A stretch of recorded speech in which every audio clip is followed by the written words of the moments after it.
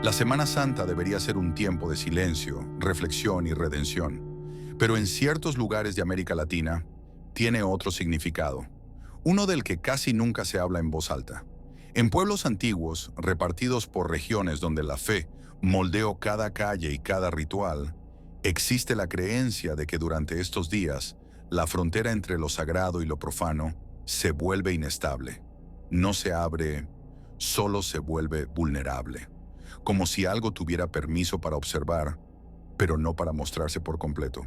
Los relatos siempre comienzan de la misma manera: cambios sutiles, iglesias que parecen más oscuras por dentro, incluso durante el día, campanas que suenan fuera de horario, personas que despiertan en la madrugada con la sensación de que alguien las llama por su nombre, aún estando solas. Nadie ve nada, pero todos lo sienten. La tradición dice que durante la Semana Santa, ciertos pactos antiguos vuelven a respirar.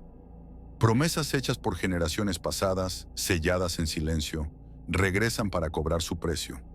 Familias enteras evitan salir de noche. A los niños se les prohíbe jugar en las calles después del atardecer. Y las puertas permanecen cerradas, no por miedo a los ladrones, sino por respeto. En algunas ciudades existe una regla no escrita: nunca aceptes invitaciones después de la medianoche en esos días. Nunca sigas a alguien por calles vacías. Y sobre todo, nunca cuestiones lo que ocurre cuando las campanas se detienen por completo. Porque según la leyenda, hay una noche específica. Una noche en la que las oraciones no resuenan, en la que las velas se apagan solas, en la que aquello que fue oculto bajo símbolos religiosos encuentra espacio para moverse. Es en esa noche cuando la Semana Santa deja de ser santa. A ese período lo llaman la Pascua Negra.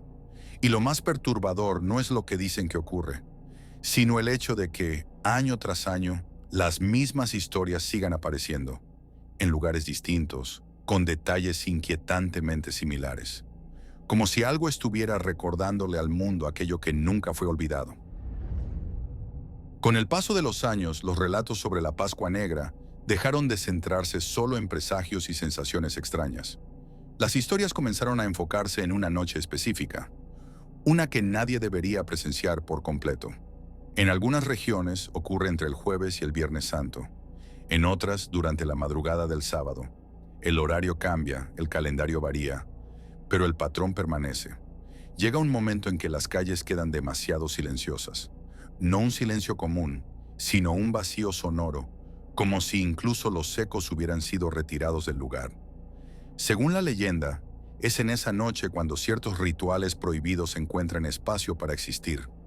No rituales públicos ni ceremonias organizadas, sino actos individuales, realizados en secreto, transmitidos en susurros entre generaciones. Personas que creen poder pedir algo a cambio de promesas que jamás deberían hacerse. Hay relatos de velas negras encendidas dentro de casas supuestamente devotas, de oraciones invertidas, murmuradas lejos de los altares, de imágenes religiosas cubiertas con telas oscuras, como si no debieran ver lo que estaba a punto de ocurrir. Todo lejos de los ojos de la comunidad, pero no lejos de quien observa. Algunos testigos afirman haber visto figuras caminando por las calles vacías esa noche.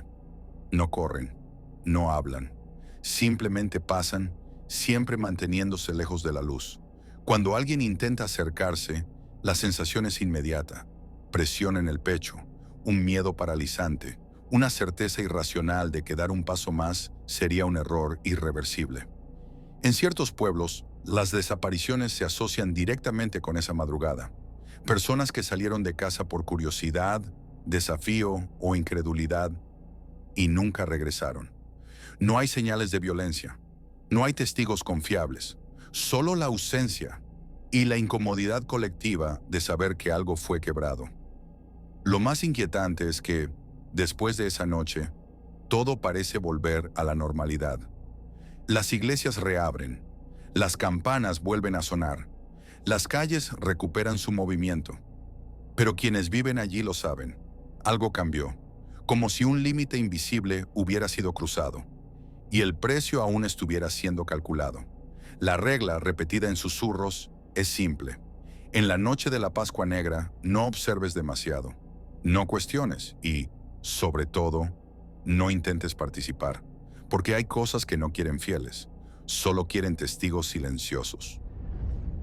Con el tiempo, la Pascua Negra dejó de ser solo una leyenda susurrada en pueblos aislados y pasó a ocupar un lugar más inquietante, el de una advertencia colectiva, no sobre algo que ocurre cada año, sino sobre lo que puede suceder cuando ciertos límites son ignorados.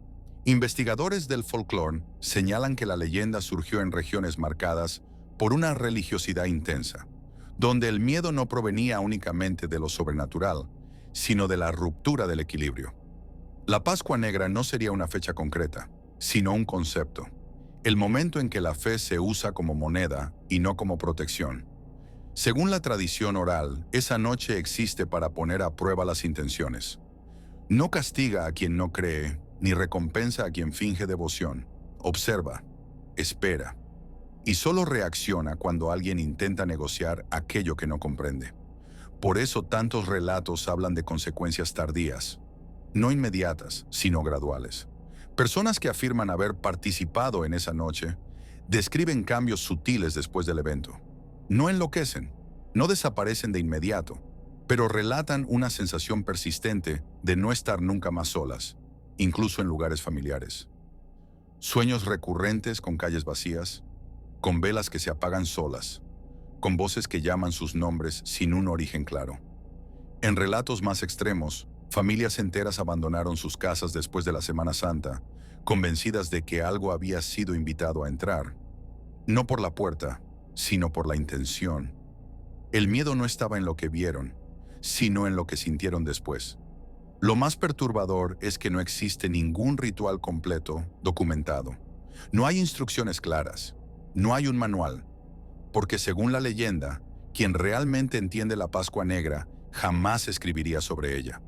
Transmitir ese conocimiento sería asumir la responsabilidad por sus consecuencias.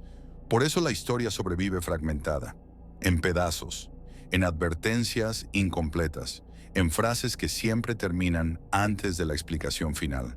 Tal vez porque la Pascua Negra no trata sobre lo que ocurre esa noche, sino sobre lo que despierta después.